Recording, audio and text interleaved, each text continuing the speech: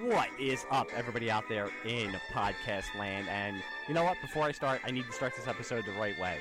Hey, hey. Hey, hey, hey. What was it in the 70s that they had to have people walking around saying, hey, hey, hey, because Cosby did the hey, hey, hey, it's Fat Albert. But tonight, down in the pop culture basement, we are talking about what's happening, and not the whole series of what's happening, but a certain episode of what's happening. Before I tell you what episode it is, first I want to introduce my podcast partner from SLEAZE Bag Cinema. He's the one who suggested this to me, to do this episode, so I am eternally grateful to him, and also for staying up past his bedtime at 9 o'clock on a weeknight. Andrew Gross, how the hell are you today? I am well, sir, and extremely happy. Hey, having watched this episode because it just literally made me tear up because it just brought me back to my youth. Well, I want to, now you're talking about your youth. Somebody who listens to the podcast brought this up, and I want to start it as a regular feature on the podcast. Sure. Describe to me what your situation was with watching pop culture as a kid. Did you have a basement? Did you go down to the basement? Is that where? Oh God, is that no. where you went down to? No. Okay. We lived in a house, had no basement. We had one television, but fortunately, I was the youngest of 5, and I would get home because all of my brothers and sisters were pretty much in junior, if not high school, and so I would get home before them and have free run of the TV and could watch this kind of stuff before they came home. And because they were older, they weren't. Believe it or not, they weren't really all that into TV unless it was sports or something like that. Now, did you watch What's Happening only in reruns, or do you remember watching it first? No, it was 4 o'clock in the afternoon reruns right before the ABC after school specials. And it was either on channel 29 or 48 or 17. 17, yeah. We can't remember. You and I can't remember, but it was one of our. You had to really dial in you couldn't have to use the rabbit ears. You did the circle antenna to get those stations in. I remember watching it. I thought it came on, and I might be wrong because the sands of time are piling onto my brain, so I cannot say that I'm totally right with this. But I thought it was on channel 29. I do remember watching it. It was usually an afternoon block when I came home from school, and I don't know the order, but it would be What's Happening, Three's Company, MASH They would have 2 episodes of MASH. Yeah, but that was at 7 o'clock, wasn't it? Sometimes, but sometimes they had it earlier. And I think later, before UHF channels, before the rise of cable and before cable became more standard for families, I thought MASH was earlier. They probably showed it twice because MASH was such a powerhouse in syndication. Sure. That they probably showed it earlier in the afternoon and then later at night, and then sometimes there was Too Close for Comfort, Three's Company. I didn't think it was on Channel 48 because Channel 48 to me always seemed like, and I always thought of it as the old person's reruns because it had I Love Lucy, Dick Van Dyke, all the shows that were in black and white that back then I wouldn't watch. So I was watching Three's Company, I was watching What's Happening, I was watching MASH, and all the shows that I just talked about. But this is the first time I've watched What's Happening in probably over 35 years. Oh, yeah. Same with me. And the funny thing is, when you brought up this episode, and looking into it, I saw an interview with one of the Doobie brothers, and they said that they get asked about this episode of What's Happening more than anything they've done in their career. Wait a minute here. You and I are going to go at it like Vince Vaughn and Luke Wilson and in Wedding Crashers.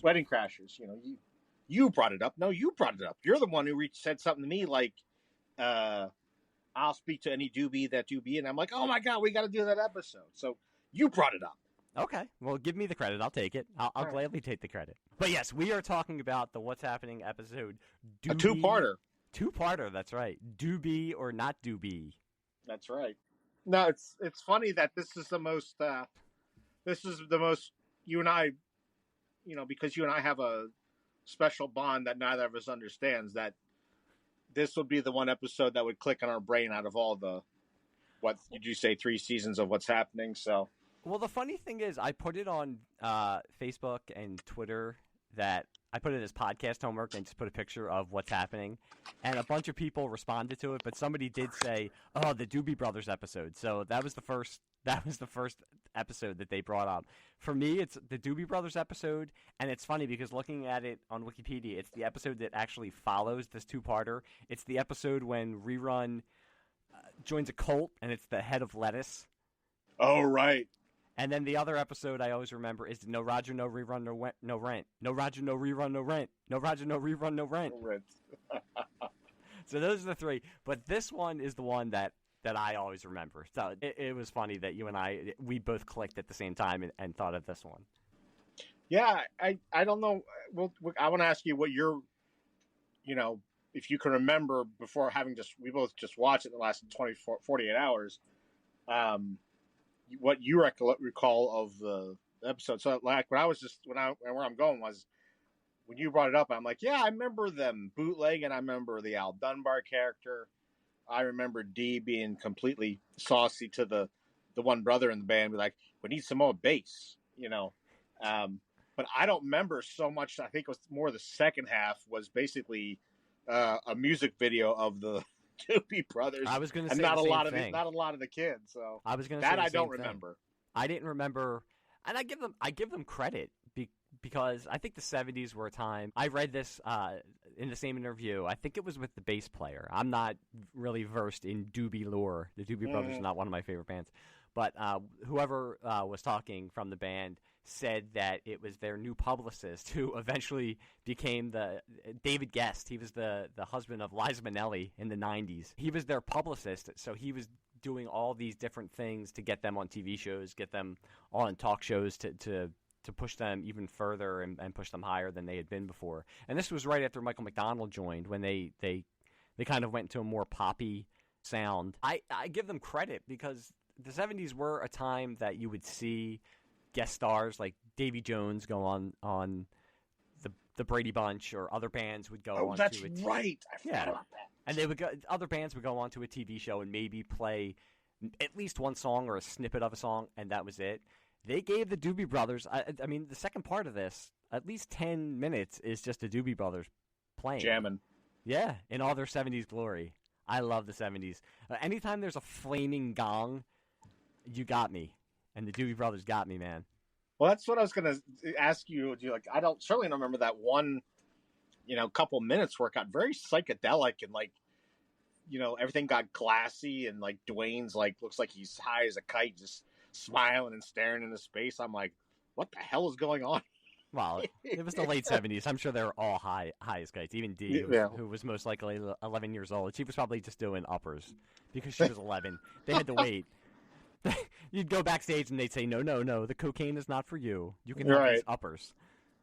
The funny thing is, Michael McDonald is younger than Raj. He was younger than Raj at the time in reality. And I think Fred Berry also. That's Haywood Nelson. I have to do it from the Chris Rock Saturday Night Live sketch. Nat X. Nat X, right. I won't have any Haywood Nelson disrespect. Well, yeah, it was. I think it was Sherry O'Terry doing Tori Spelling. When Tori Spelling was probably on 90210 and relevant back then. And she's like, "Well, you look like Dwayne from What's Happening." And Chris Rock's like, "Don't you be joking about Haywood Nelson." That's just. Oh, what a great show! Good Lord. So, What's Happening? It wasn't a show that I ever watched when it was first run. I would have been 3 or 4 years old when it was. I think I only would have been 5 or 6 when it ended. So all of my knowledge and all of my exposure to What's Happening was in the mid to late 80s when it was reruns on our local UHF station. But it's hard to think of these shows for people like you and me that were ever first run because we only ever knew of them in syndication. Could you imagine sitting down to prime time to watch What's Happening? No. And I don't think it was a huge hit. It only ran for 3 seasons. Now that's relative to the 70s where you could get 20 million viewers and be ranked 40th, where now you can be number one and 2 million people are watching you. I'm surprised it actually was in syndication because if it was only on for 3 seasons, I don't know how they had enough episodes. It's usually you have to hit the 100-episode mark to go into syndication. Is that right? Yeah. Well, maybe it was popular enough to spawn What's Happening Now. I was going to say, did they get 100 episodes between the original and What's Happening now? No, because I remember it being syndicated and watching it and seeing the announcement for What's Happening Now coming out. So this was before What's Happening Now even came out. And I wonder, I'll have to watch more episodes because it starts, and when Rerun walks in, he's like, "What's happening?" I don't know if they did that every show to establish this is why we called it What's Happening.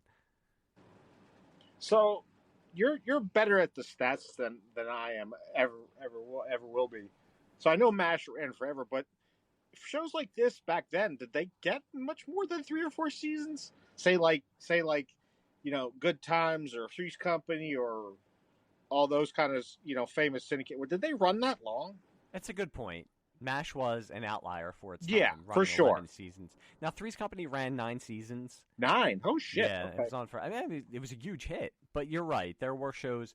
Usually, even you think of a show like The Odd Couple, which is a classic sitcom. Oh, yeah. I think it only ran 4 or 5 seasons. And I don't think it was never. People talk about it now. It was never. I don't even think it was a top 10 hit. But again, it was a different time where you could be in the top 25, top 30, and still.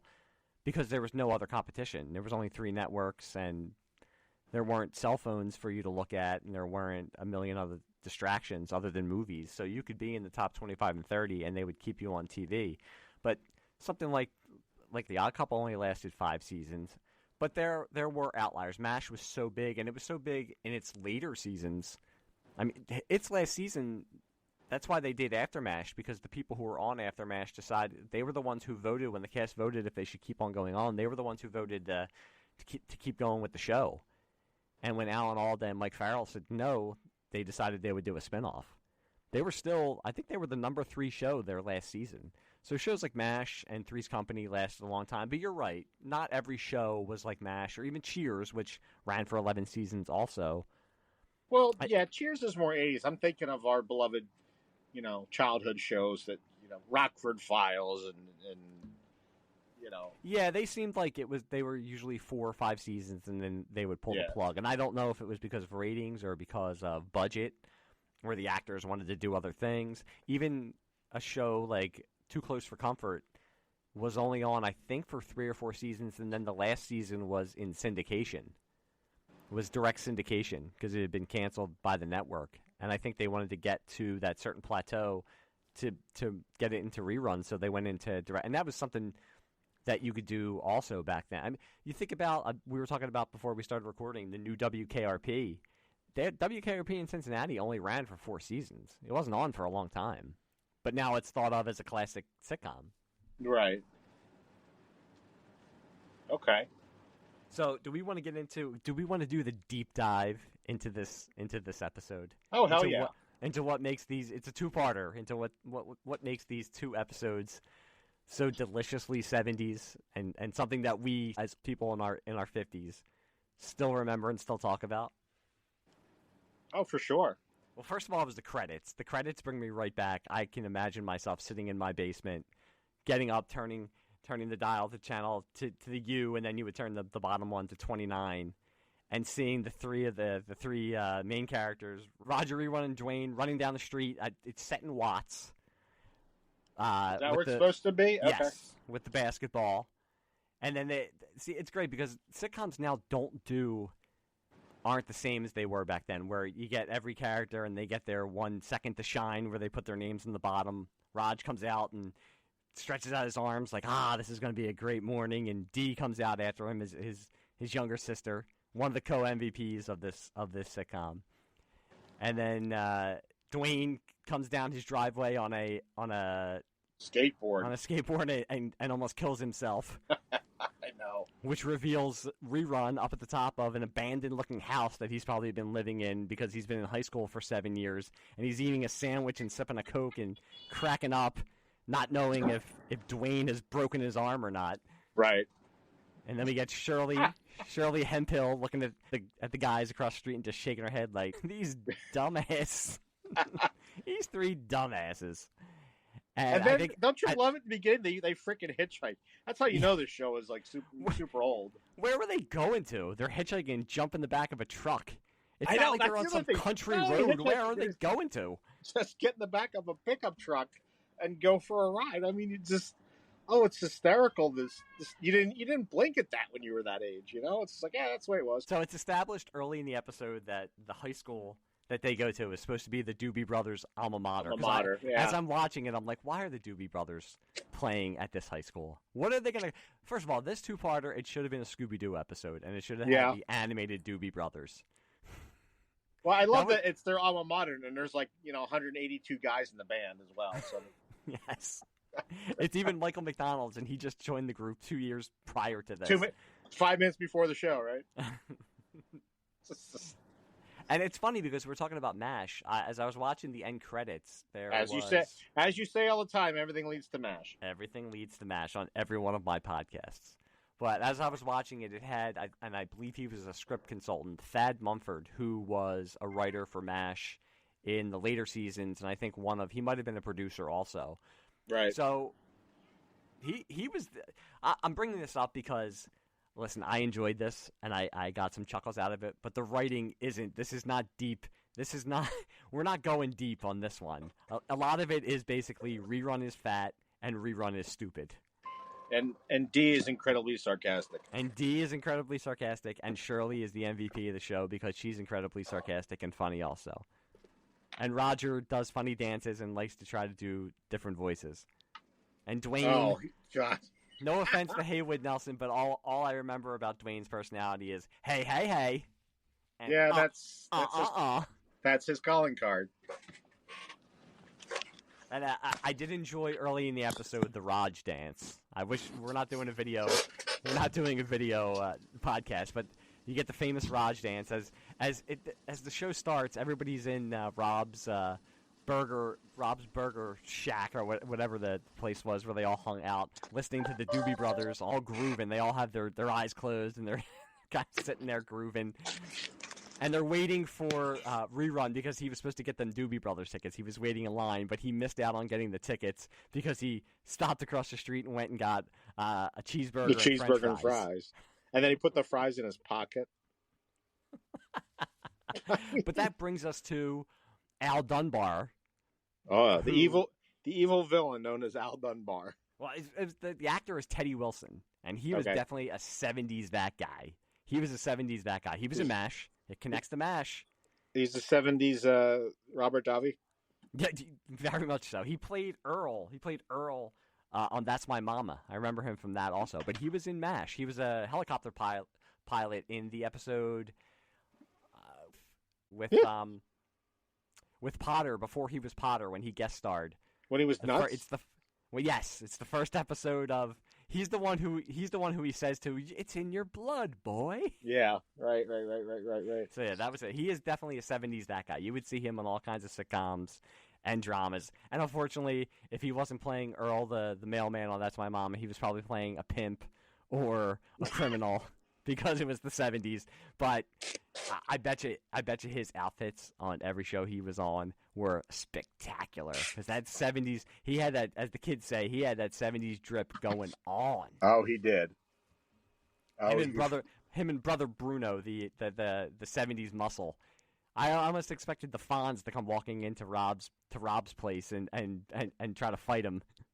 He could have like slammed his hand on the jukebox while the Doobie Brothers were playing and tried to fight brother Bruno. He's the muscle for Al Dunbar. Yeah, and he was. I loved his like jacket and turtleneck and everything, like the quintessential 70s bad guy look.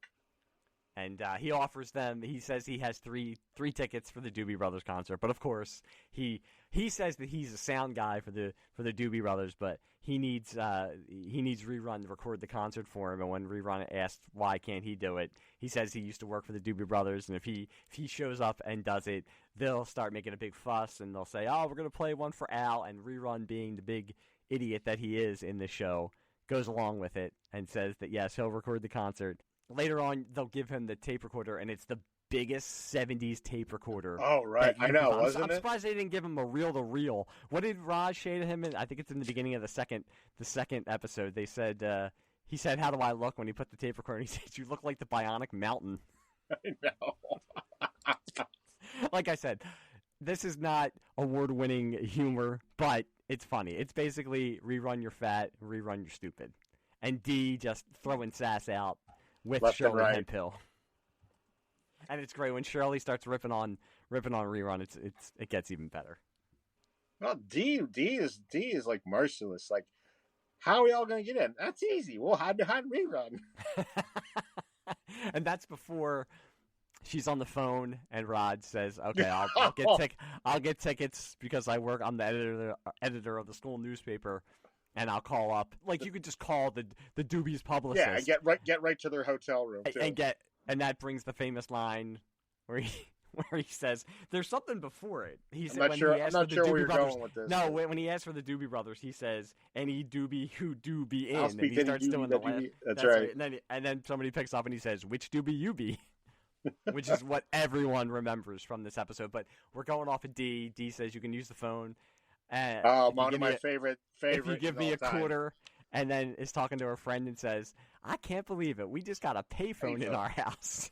If you want to use it, you have to pay a quarter. So, in classic 70s sitcom contrivance, Raj talks for 5 minutes, and all of a sudden they say, "Yes, you can come and interview the Doobie Brothers." We get to see Mabel King, who plays Mrs. Thomas, for the one time of this episode, in all her 70s glory, in all her 70s mama glory. She's got the lime green shirt on with the vest. Oh, yeah. Oh, man. Whew. We get to see her, and she says, "Roger." That's when Dee says she wants to come with them, and Rod says she's not coming with them, and she says, "Oh, you're going to leave your sister all alone to look through your private drawer." Dee is like the star of the show. I mean, there's no question. She has the best lines. Dee and Shirley were my MVPs of the show. So they go down to see the Doobies. They're rehearsing in the gym at the high school. And you see them in all their 70s glory because they look like a live action version of the Electric Mayhem Band from the Muppets, basically. Yeah. Yes, they do. You got Michael McDonald with his all-time beard. He's one of the all-time bearded guys. You have Jeff Skunk Baxter. He was the guy with the glasses. He was walking around with the cane. In the 70s, you had to have one guy walking around with a cane looking like a pimp. Yep, with his Father Time beard and hair. Yeah, one guy had the Tom Petty, don't come around here no more top hat on. Top hat, that's right. And then all the rest. I like I said before, I'm not a Doobie Brothers aficionado, so I don't know all the names of the Doobie Brothers, but yeah, they are. It's a moment in time. It just stamps it as 1977, 1978. And that's when we find out the Doobies become the Exposition Brothers instead of the Doobie Brothers, because they start talking about bootlegs and, what's that? Oh, well, bootlegging is blah, blah, blah. It all of a sudden becomes an infomercial for anti-bootlegging. And they helpfully explain to us what bootlegging is.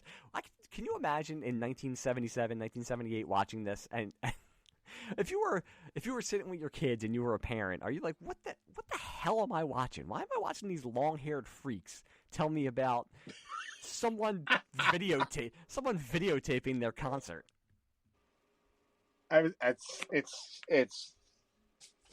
It's just comical looking back at it. But I remember as a kid, you're like, "Oh my God, they're going to go to jail!" And I remember as a kid getting all upset. "Oh no, Roger's going to go to jail!"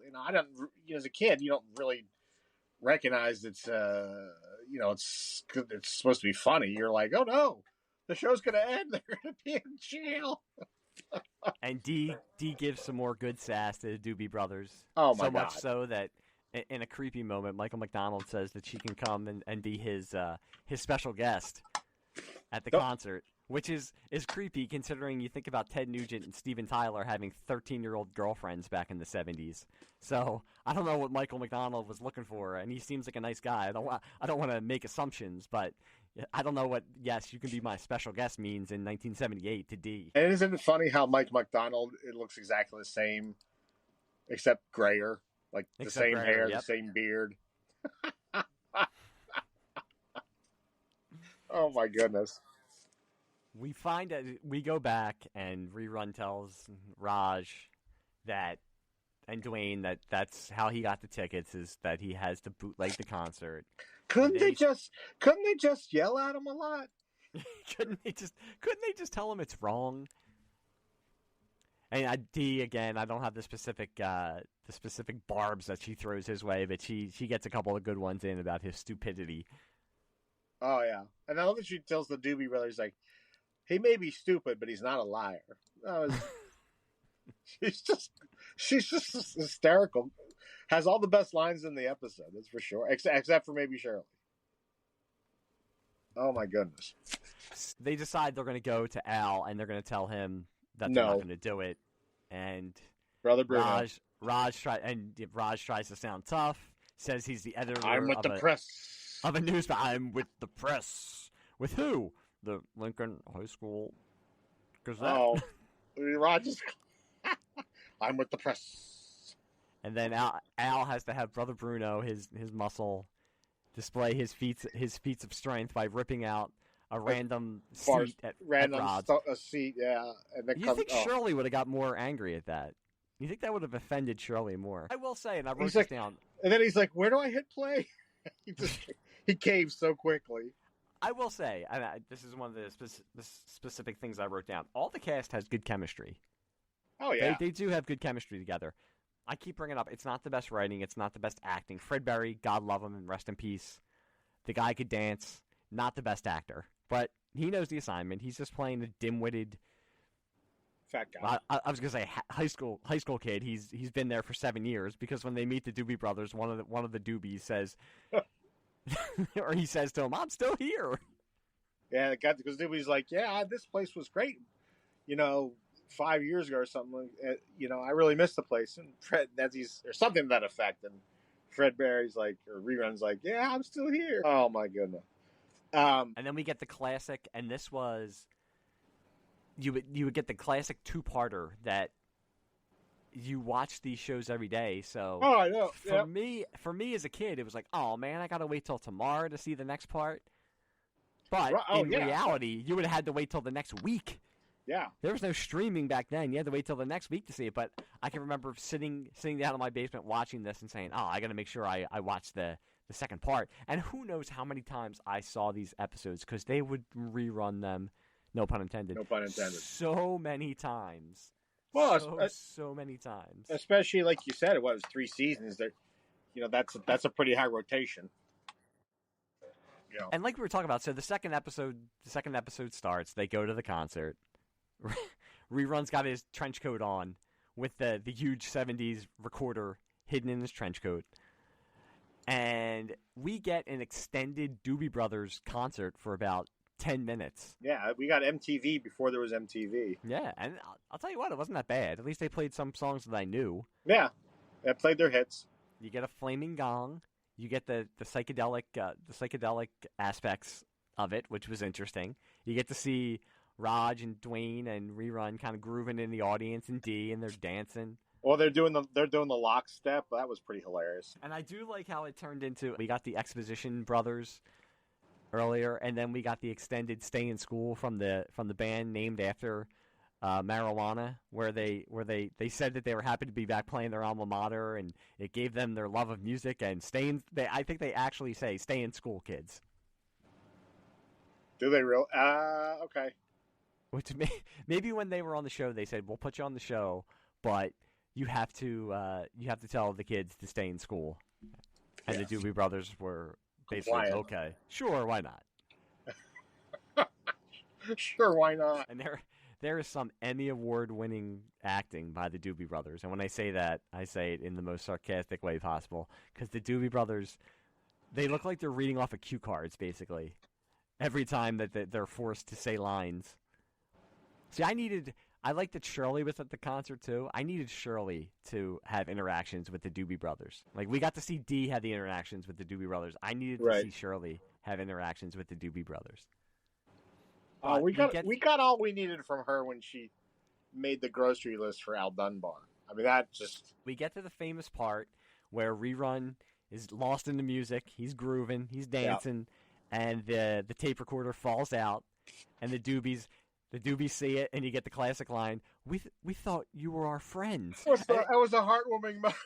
Yeah, such a heartwarming moment. I felt so bad for the Doobie Brothers having their artistic endeavors stolen away from them. Can't believe it. We thought you were our friends. And Rerun and Raj and Dwayne and what did D say to them? He may be stupid, but he's not a liar. He's not a Was liar, that the line?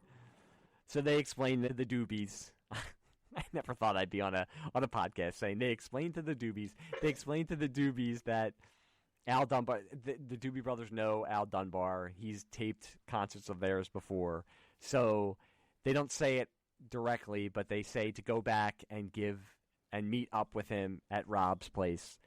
And they'll have a little surprise for him because they think they want to stop by Rob's place for a burger. And then that leads to the classic scene of Al and Brother Bruno sitting in Rob's and ordering from Shirley and saying that, and Al saying he wants a filet mignon, and Shirley saying, "Do you want a nice steak and you want some potatoes with a little butter on it and chives?" And she goes through all of this fancy food and then rips off the piece of paper on her notepad and gives it to Al, and he says, "What's this?" And she says, "It's your grocery list. The grocery's right down the street.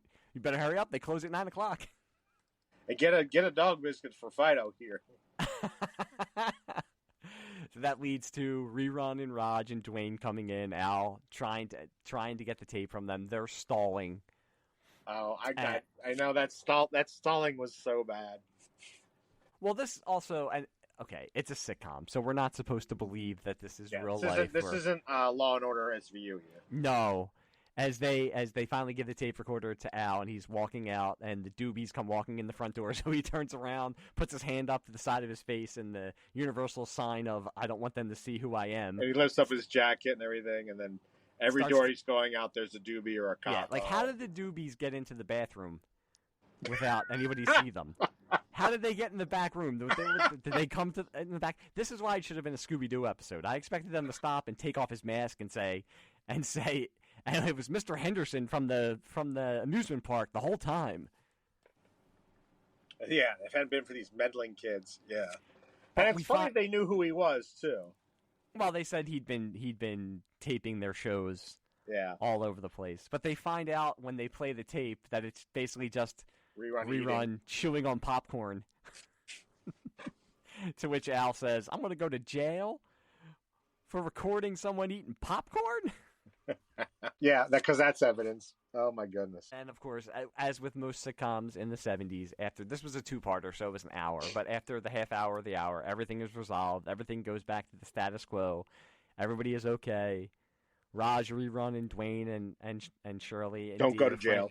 Don't go to jail, and are friends with the Doobie Brothers, and the Doobie Brothers are happy because the new friends they made ended up not betraying them and bootlegging their concert. We all get to learn about bootlegging, and we all decide we're going to stay in school and not drop out and become a roadie for the Doobie Brothers, and everything is happy, and we get to hear the cool 70s funk of the closing credits of what's happening. So what were your thoughts now after watching this 30-something years? This has to be the first time you watched it in 30-something years. It's probably the first time I watched it since it aired. No, I loved it. I mean, it's everything I remember I loved the show about.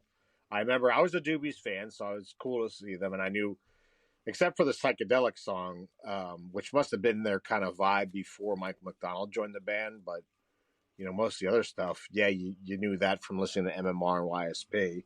So, and just the antics of Dee and Shirley and Raj, Rerun, and Dwayne. It just was perfect. Reliving childhood for 42 minutes watching this on YouTube. But I enjoyed it. I didn't remember the psychedelic scene, but everything else I did distinctly pretty much remember. Yeah. Yeah, it was funny. My son came down while I was watching it, and he just said to me, "I'm going to sit down here and play on my phone while you're watching this." And he kind of looked up and basically said, "What is this?" And I said, "Oh, it was a show I watched when I was a kid." He looked at it for about 5 seconds and then just went back to his phone and had no other comments and no laughter for the next 42, 45 minutes. So I think what's happening is an acquired taste for our generation. Yeah, I remember being popular. I remember all my kids and friends at school used to talk about it. It was popular. Yeah, I mean, like I said, putting this on Facebook and Twitter, people, they automatically remembered this episode. This is by far, I think, the most famous episode of What's Happening.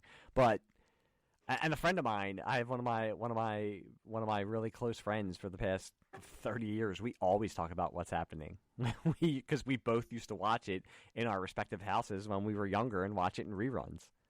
Again, no pun intended. Now, I don't think I watched What's Happening Now. I probably watched a couple episodes. So that was basically supposed to be What's Happening grown up. Raj was married and owned the house. Mabel King wasn't in it. I don't even know if she was still alive by that point. But Shirley was in it. And she's another one. Rest in peace, Shirley. She passed away a couple years ago. Are we going to stop and do the in memoriam? So we know we lost Fred Berry quite some time ago, actually. Yeah, he died 2003? A while ago. Was it 2003? Wow. That's according to yeah. And he wasn't that old, right? I'd have to dig into it. I just was like, huh. I remember he had passed, but I didn't remember it being so long ago. And it's a shame because none of these people really did anything after the show. I don't know about that. Well, I remember this. An episode of my life I can't explain. I was my girlfriend at the time, which I know you're like, you actually had a girlfriend? I'm like, yeah, I did. And because she was kind of more of a intellectual artsy type person, so when Malcolm X came out with Denzel, like, we're gonna go see this, it's historical, we need to know his story, blah blah blah. So we go see Malcolm X, and then when he's kind of coming up, if you will, he has a lot of his say followers, if you will, at his house. One of the guys is talking to him, and I'm like, oh my God. She's like, what? I'm like, it's Raj. And she actually had to like leave the theater because I said, it's Raj. Hey, hey, hey. And she just, it's very serious. I don't know if you've ever seen it, but we were in a theater a long time ago, and it was packed, and it's very serious, and everyone's very intense. And she had to like go into the lobby to not laugh and get, potentially beat up because, as you can imagine, the majority of the audience in the theater was black, and we didn't want to think they were disrespecting him. But I'm like, holy Christ, it's Raj. It's Raj. So, it's Ernest Thomas. That much I do remember. Of he did. What's Happening fame. Okay, so he did that. Yeah, I mean, he's on. You remember how long Mom Mabel King was on this episode? That's about how long he's in Malcolm X. So okay. I mean, Fred Berry, I think he kind of lived off the reputation of being rerun. Going to cons and fan events for sure, yeah. I was telling you, I've been watching the first season of Saturday Night Live on DVD, and they have, as a musical guest, early in their first season, it's a dance troupe, and he's in it. And they're basically just popping and breakdancing before popping and breakdancing was a thing. He's in the dance troupe, and Tony Basil, who sang "Oh Mickey, You're So Fine," is in it with him. You gotta be kidding me. And this is 75, so it was a couple of years before What's Happening went on the air. But I'm watching, I'm like, that's Fred Berry. Wow. Yeah, he was known as a dancer. Before What's Happening, he was known as a dancer, so that's how he was. I think that's how he was discovered. But anything after What's Happening, I think he was kind of a curio. He was kind of just playing off that fame of being rerun. And Haywood Nelson, other than being mentioned in that X skit, I don't think, and being in What's Happening Now, I've never seen him in anything else. So no, I don't think any of these folks had anything that I can remember. The same with D. I think Shirley Hemphill would turn up every once in a while as a guest star on a sitcom. She'd probably come in, do a little bit of comic relief. Oh, sass. Yeah, and come out.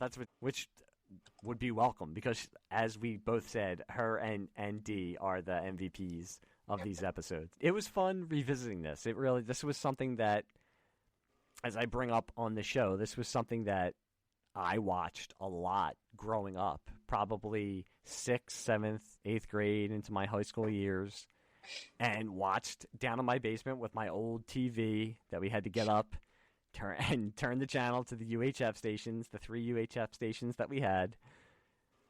And this is how I would spend my afternoons after school until my mom would tell me to go outside and play or I had to do homework. So this, I know you're going to remember, but man, my memory's so bad. The Brady Bunch Hour, which I guess was a variety show. It was. Dee. Apparently, Dee was on for a skit, and she played Dee. Or, excuse me. Oh, really? Danielle. Danielle Spencer. Yes, Danielle Spencer. She apparently was on one episode of the Brady Bunch Hour for a skit. So, she did return for. So yeah, what's happening now? You're right. 79, what's happening ended. 85 is when what's happening now. She did 16 episodes as Dee Thomas, and in 2001 she plays a.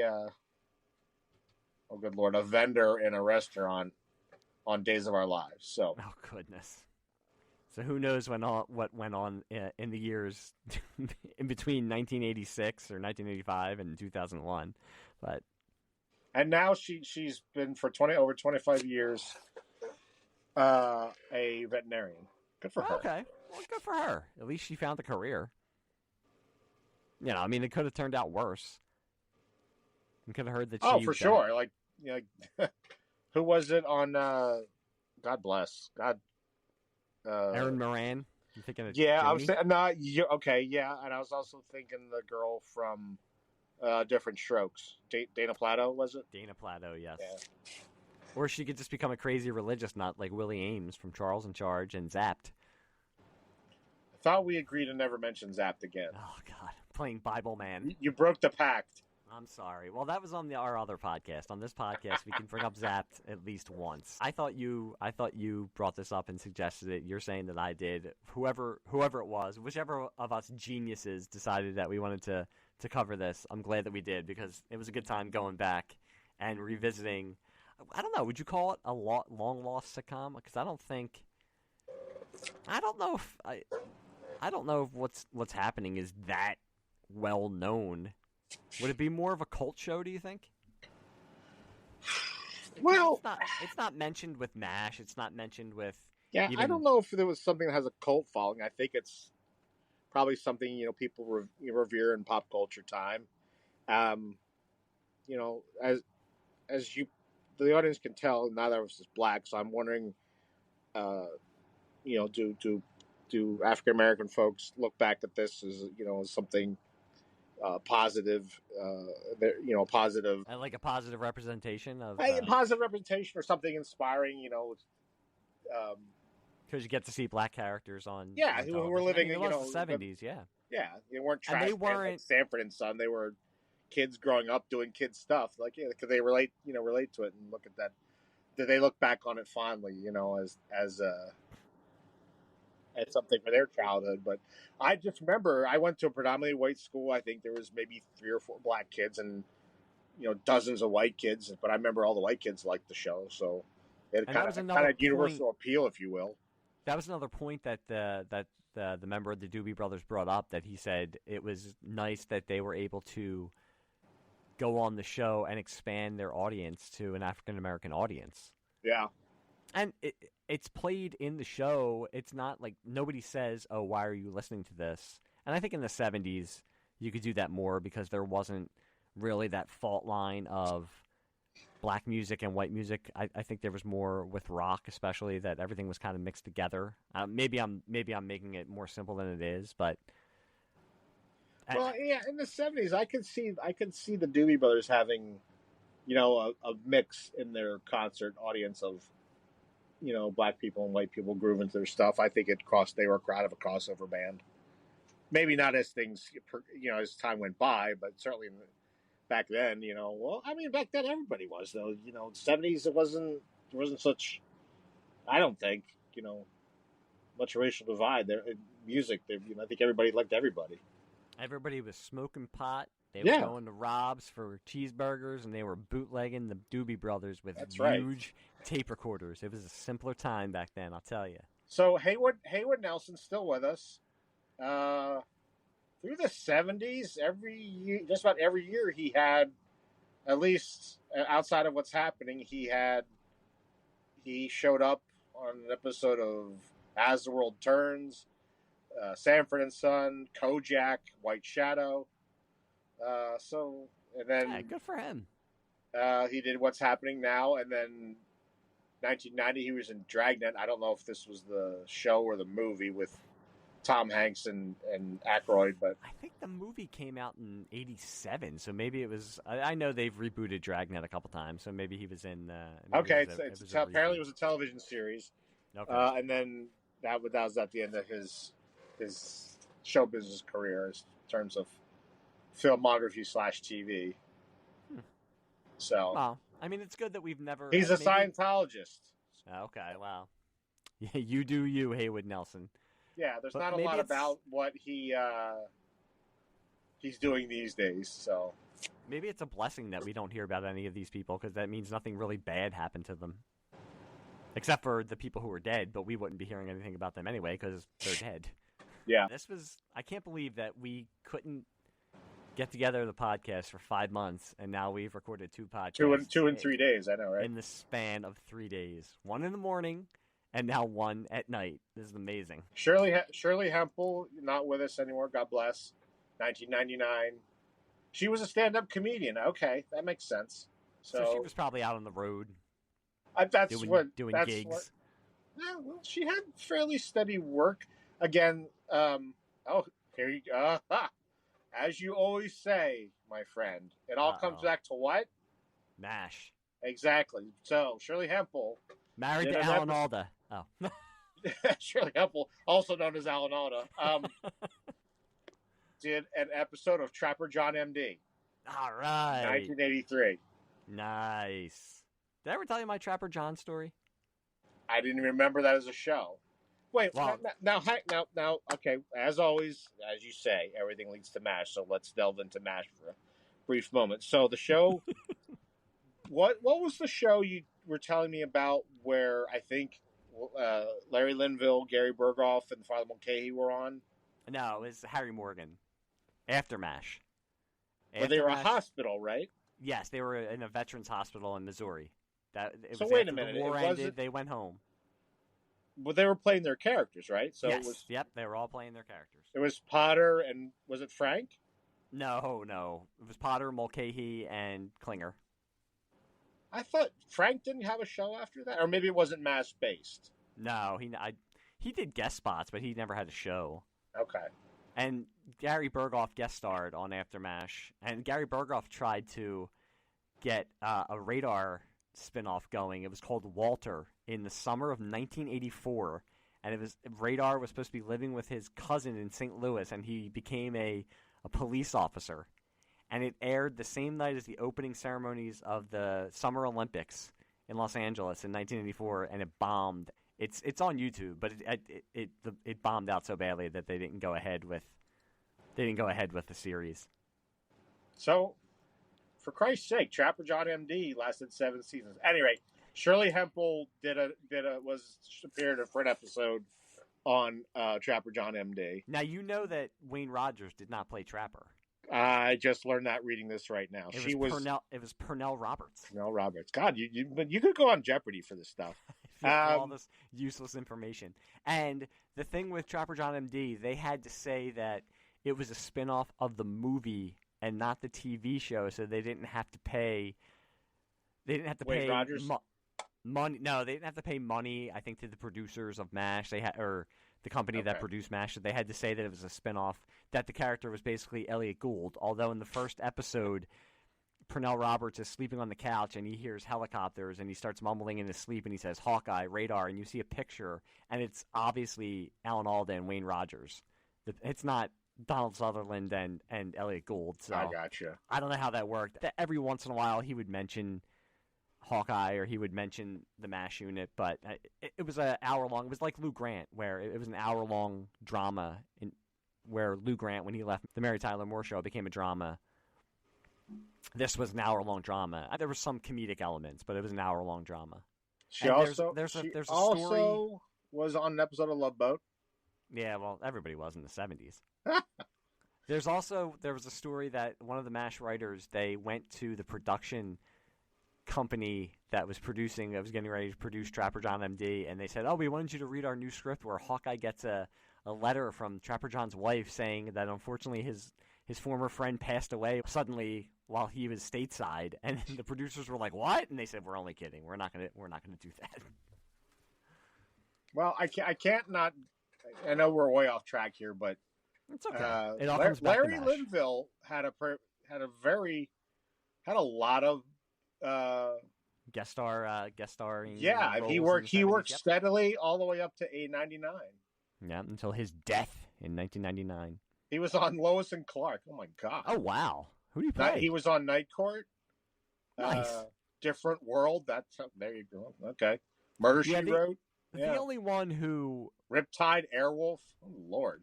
McLean Stevenson was the only one, and because he left, he thought he was gonna star in a hit sitcom, and that's why he left after the third season. And he said it years later. He said he learned that America loved the character of Henry Blake. They didn't love McLean Stevenson. He's always famous for Hello Larry. It was such a bomb of a sitcom, and he had two other ones that didn't get past one season. But Right. He ended up in the 90s. I think he was on Empty Nest all the time. He would guest star. But he's always the one that people remember for leaving the show early. But man, we really Yeah, we went I'm off looking track on here. IMDb. Let's just say rest in peace Mabel King, rest in peace Fred Berry, and rest in peace Shirley Hemphill. I'm going to pour out my cup of water for all three of them. But Andrew, this was fun. As always. And I can't believe that we've actually podcasted twice in the last 3 days. And maybe another time later this week. We'll see if it all works out. We'll see what happens. Okay. And if not, then it'll probably be another 7 months after this. But you can catch us actually this Friday, as we're recording this, will be the new episode of SLEAZE Bag Cinema, where Andrew and I, that's our show. It's the other show that I'm on. That's the show that he and I are co-hosts of. SLEAZE Bag Cinema will be coming out this Friday, and we are covering Showgirls, the 90s classic, maybe infamous classic. But that was fun to talk about that in all its griminess. It sure was. So that'll be fun to get out there and see what people think of that. And with this podcast, we have a lot of cool guests coming up and a lot of cool subjects that we're going to be talking about. Soon we're going to be releasing episodes talking about the Muppets, about sports fandom, about Doctor Who, and a bunch Star Wars, the original trilogy and the sequel trilogy, and so much more stuff. I've been happy that people have been reaching out to me with pop culture that they're passionate about, that they want to talk about. So that will be fun. The current episode that we have out right now is about Pokemon, which I had no knowledge of, but my guests from the History on Film podcast were on, and they are experts. So it was a fun conversation talking to them. Look for Pop Culture Basement on Apple and Spotify. Look for me on Bluesky on Twitter, just at Nick Jamison or thislightsaberkillsfacists. Andrew Smart, he is not on social media. You'll live a lot longer. Yeah. I feel like I will. And until then, I think we should say it in unison, out of respect for Haywood Nelson, as we leave. Hey. Andrew, thank you for being on here. This was great. I had fun talking to you, and I will talk to you soon for SLEAZE Bag Cinema, and I will talk to you guys soon also. Thanks, everyone. Enjoy. Bye.